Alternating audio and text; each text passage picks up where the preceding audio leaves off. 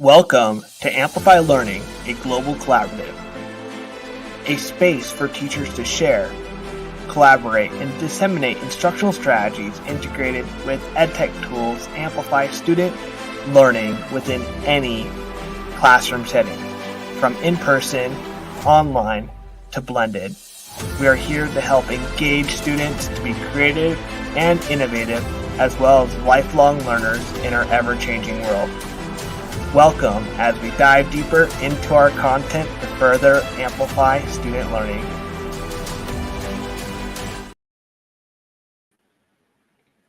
Alrighty, welcome to AmpGlobalEdu, known as Amplify Learning, a global collaborative. Our vision and mission is to amplify educator voices from around the world to help amplify student learning in our classrooms. Our fourth book of the series, Amplify Learning, a global collaborative, amplifying diverse learning needs, explores various strategies and technologies to support students with diverse learning needs, including those with special needs. Today, we have an honor of interviewing Rochana Ghosh, the author of the Special Education chapter. Rochana, it's a pleasure for you to join today and discuss what you do in your work on a daily basis, as well as discuss some strategies and EdTech integrations that you're supporting your students with. Let's dive into the questions. Thank you very much, Matt. First of all, let me introduce myself as requested in the suggested in the question. Well, I have been a special educator for more than 30 years now, and during this period, once I finished my course in special education, I joined a school called Spastic Society of Northern India, which was a special school for the children with cerebral palsy. Thereafter, in the year 2002, I moved on to teaching in an inclusive school, and which was a school which really pioneered in programs for children with special needs in India, in fact. And so they were the people who learned and helped, and I was able to work with children of different grades, from the tiny tots till till they were 18 years old. That's how I played, and I helped them to make social contacts and be included in various activities in the school. From there on, at present, I am helping with an organization which is dedicated in supporting neurodiversity, which is focusing on early intervention and expanding the child's strengths. So this is a very interesting organization where the funding is very, very low, but because it is catering to first generation of learners. So they are real tiny tots and children from the laborers' children. Parents would have gone for a work and they would have sent the children. So I'm working with those kind of children. It's very interesting to work with. And, Matt, the saddest part is they're first generation learners, they are laborers' children, and on top of them, they have some disability. So they could be autistic or slow learner. And so my work is in really nurturing these first generation learners. So that is something which I am doing right now. The other thing which I'm doing is a very interesting online class which I take. I am working with a particular student. I mean, I've been given that student to work with an organization called Talk to Me, where I am working with children from a remote part of northern India, from the mountains, where this child's first language is Hindi, and she's pretty weak in English. So I'm teaching her English language, and she is about, I would say, 13 years old. So it's so my, and it's so sweet that I asked her. I said, "What do you want to know about?" Which I spoke to her about Kalpana Chawla, and we have our uh, one of the presidents of India. And then she said, I want to know more about Ronaldo. So these kind of interesting things, I realized that she's very fond of playing soccer. So my lesson plans are based on that. So this is what is my work at present. That's fantastic. You've done a wide variety of things, and it seems like you're really busy, which is fantastic, and you're supporting a wide range of students in your work. So Yeah. that's fantastic. And speaking of supporting students, so every country does this a little bit different, and we were curious as to what does supporting students with special needs look like in India, and what does that look like in the classrooms and schools that you support? Uh, it's very basically when I began teaching in India, we were following something called a medical model. Medical model means that the child with disability would be identified in the hospitals, and there would be a lot of medical interventions which would be given by the doctors. And at some point the doctors would say, okay, now you have done this much, now you take your child to a special school where they will give you more occupational therapy and other various inputs. So we were looking, and when we look at this kind of a model, we think of the cures and the treatments.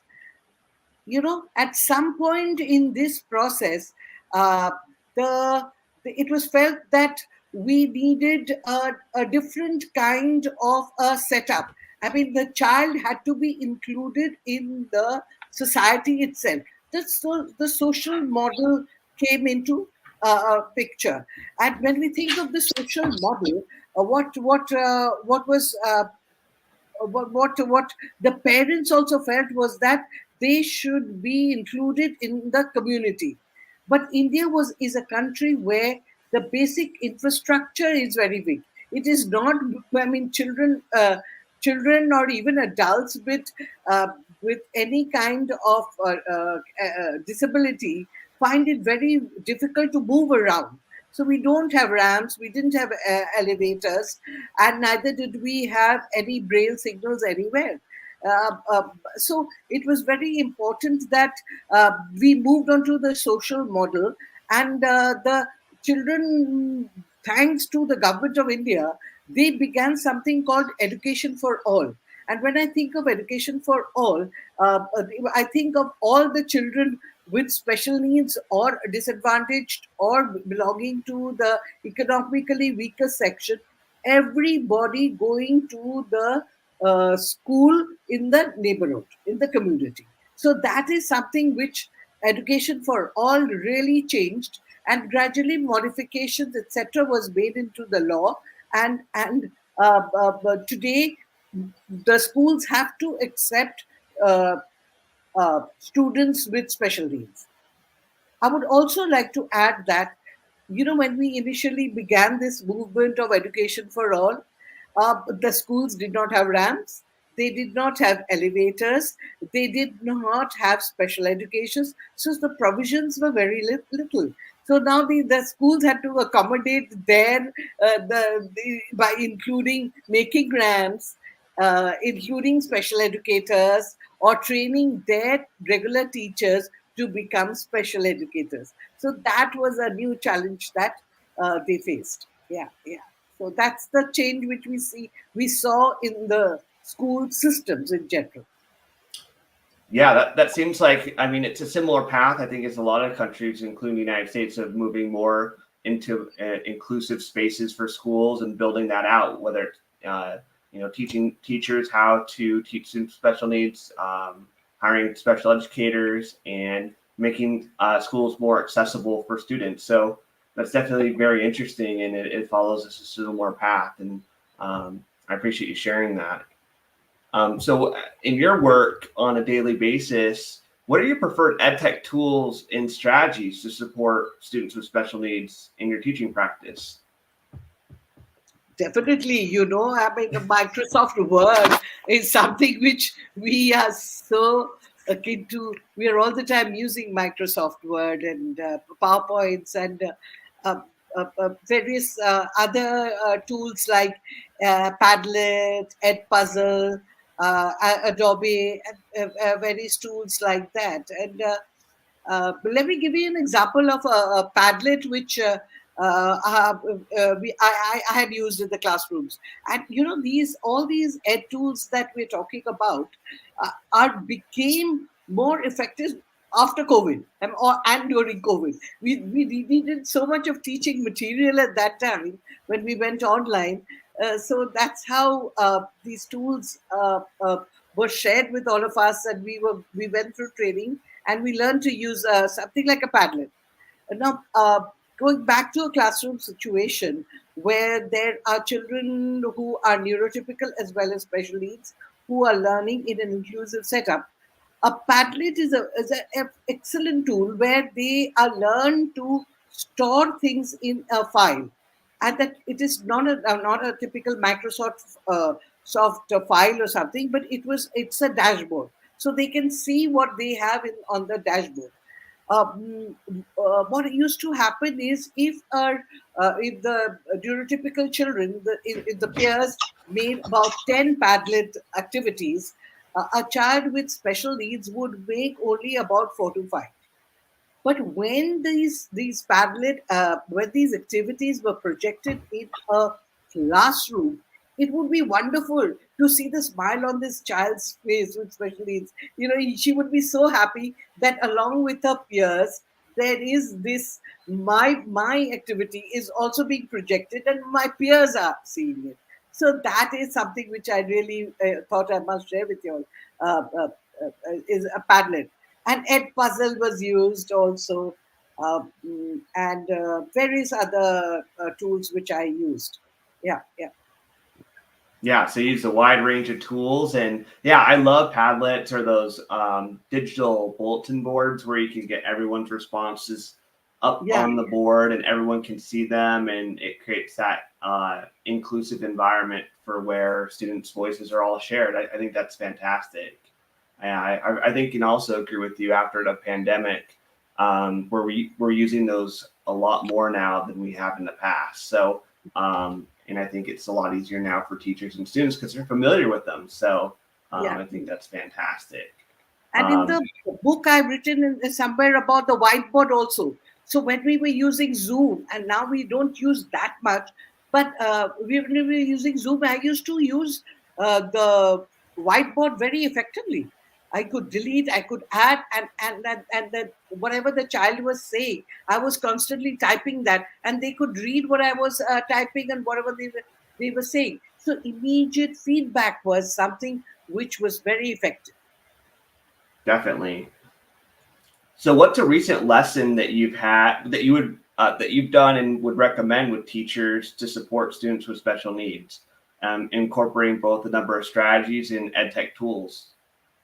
Um, there are many of them. One of the strategies is with special needs is I've used a PowerPoint presentation. Uh, should I start with PowerPoint? Yeah. Let me tell you all about the PowerPoint presentation. I've used PowerPoint presentation to teach sight words. Sight words is something that we usually teach children who are not going to do so much of academic work. So it's there are some words which they need to have in their vocabulary so that they can become a little bit independent readers. So the purpose was to teach them some Deutsche sight words. So I made those sight words on a PowerPoint presentation. I would make the children read those words. Then I would make them write those words either in their usual notebook with a pen and pencil or onto their iPads. Now, once they were able to remember the words and read those words independently, I would move into a third step, which would be to read a sight word story. And a sight word story would have most of these words incorporated into the story. The stories made sense. It's not just randomly added words or something. So which which I found very, very useful. Uh, the other activity which I had used in technology is I was teaching a student whose name was it's in the it's in the book. In fact, uh, I created a lesson plan on it. Uh, this was a child who is, I wouldn't say a child, was 11 to 12 years old and with autism. So when we think of autistic children, I always think of what are the things that autistic child can do. So I would plan my lessons according to his abilities first. I know that he's not going to sit in front of the screen for very long, but I had made a plan in which I included some edtech. Now I included a story. So what I did was before beginning the lesson, I told him, I said, okay, so let's say his name is Jack. I said, Jack, now today you are going to listen to this particular story. And in this story, what I would like you to do is his strength was drawing. So I said, you will please kindly draw the whatever is coming on the screen. So it was a story with only about 9 to 10 sentences. And in each screen had that particular sentence and a picture. So the child, heard the story. So he was developing listening skills. He was reading the story, that sentence. He was developing reading skills. At the same time, he was also doodling on us in his drawing room using colors and paint. After that, the interesting part is once we finish these drawings, I thought that why not ask him a why question? You need to develop critical thinking in these children. So I asked him why. Now I asked him, Jack, can you tell me why all these characters were standing under the tree?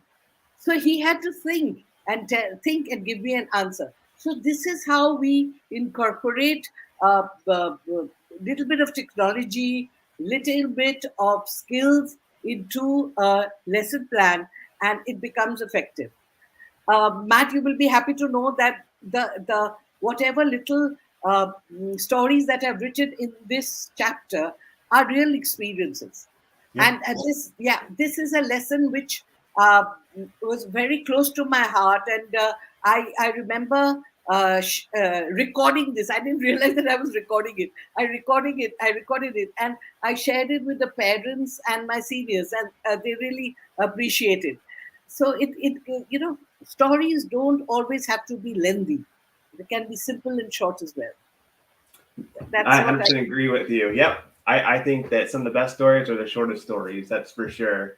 yeah. I appreciate you sharing that. That was a fantastic sequence and providing multiple examples. And that's definitely shown in your chapter in the book, which was Hmm. definitely one of my favorites. So let's go ahead and talk about you a little bit more as you move into the future and finishing up this school year for yourself. What's next in terms of you working with all these various organizations, and how should educators from around the world explore more about your work as well as work in India supporting students with special needs? um, this is a very difficult question. Uh, so I did mention about blended learning. Blended learning. I did blended learning. I found it very, very, very annoying because I had to wait constantly for the students who were in school when I was working from home and teaching other children from home who were also in their homes. So blended learning is something which has some advantages as well as disadvantages. Okay. Uh, what I like most uh, is preparation of your IEP. How you develop your IEP is very, very important. That is, IEP stands for Individual Education Program. it has to be a made with in collaboration with the parents. The IEPs should be made absolutely with parents' recommendation, their suggestions, and what you feel needs to be included in the whole plan. The strengths and the weaknesses of the children need to be included in that, and then comes your lesson plans and what are the skills that you would like to the child to know. So that is something which our IPs needs to be really tightened, and I feel that sometimes we fall short because we are not able to gauge it. We don't know how much to include in that. That's the problem. Okay, there lies a challenge for us. Uh, the other thing is differential instructions. Now, if you look at what I've written as on a differential instructions, and a lot of fuzzy words that are there, I would, in a simple way, I would like to explain it to you. Simple thing is, in a classroom setup, you have a child who is gifted, you have a child who is with special needs also, who needs more attention than the others. Now, when you're teaching a concept, there could be an activity which you wish to do with that particular. You have taught a concept in the classroom. There is an activity sheet which has to be done, which all the children do. But there is this child with special needs who's struggling with that particular activity, whereas the other children have moved on. Maybe you need to also work with this child with special needs, and there could be some other child in the classroom who still needs a little more attention to understand the concept. So you have need to work with them, whereas the others have moved on. Now, why in the classroom and setup you can have various trays put on a shelf where there could be level 1, level 2, level 3, level 4, and various activities. And it could be a worksheet, it could be an instruction to use an ed tool, and it could be a game which the peers can play together. So you need to have these kind of activities ready. The challenge, Matt, it is in the lesson plans that the teachers have to make. It's the teacher's work. If the teacher has to make worksheets and deliver, at various levels. So that is what. But I guess once you are able to get a hang of it, you will be able to make keep these ready, and you will have a load of them to work from. That's what I largely feel. There is another thing which I largely feel wanted to share is about a boy named Mohit in this story, in this chapter. If you read through it, is a Mohit. I mean, I really taught him, and Mohit is a boy who was going to appear for his. He was 18 years old. He was appearing for his board exams, and he was autistic. And Mohit had difficulty in copying from the board, copying as fast as the others were doing. So what he used was a dictaphone. What he used was he started using his laptop in the classrooms to type notes. What he did was that he used Microsoft so effectively to draw diagrams, to draw graphs, and gradually what happened with the change in the educational system in the country, he was allowed to use the laptop with a very, very special permission, which the parents and the school worked together and gave him that permission so that he could use a laptop during examinations, and he could draw it. I mean, it became so easy for him, and it really, because he had dysgraphia, he could not draw. So if I look at this scenario, I think it was a wonderful aspect of edtech tools being used in the classroom. Your question also says that what is my what I look how I look at the future. Matt, I have a very big plan which I have not been able to execute till today. I am a Fulbright scholar, so I want to work with schools of different parts of the world. I have a friend who is in New Zealand, a Fulbrighter in New Zealand. We have we are talking with, we had begun talks rather, and we have not moved not further, but we began talks, and is how to collaborate or to, and do some activity together using tools, edtech tools. uh, and both the teachers were English language teachers. So it was a common topic on which we are planning to work on. So that is something where it's a project which is in the pipeline, and I hope in 2024 I will be able to do something on it. That's very exciting, and that you're working with other educators from around the world as well. And it's fabulous about your Fulbright work. That's you're probably extremely busy, and you're really making an impact locally as well as connecting with educators, making that impact globally. And that's something that is amazing. And I'm glad that we're highlighting you and several other educators in this series that are doing that work. And with that said, this is the final live stream of the series of our authors for the AMP Global series. We appreciated everyone in their support over the last about 3 years for this project, including our publisher, EduMatch, all of our contributing authors for the chapters, as well as at the end of the chapters. We've had authors as well chiming in various strategies. And for anyone that's interested, you can purchase our books at AmpGlobalEdu.com, Amazon.com in the United States and abroad, as well as Barnes and Nobles. And with that, just we thank everyone for being involved in this, and we hope to continue to see you in our global educator communities. Thank you so much, everyone. Thank you, and thank you very much for inviting me to write this chapter in Amplifying Diverse Learning Needs book for. Of course. Yeah.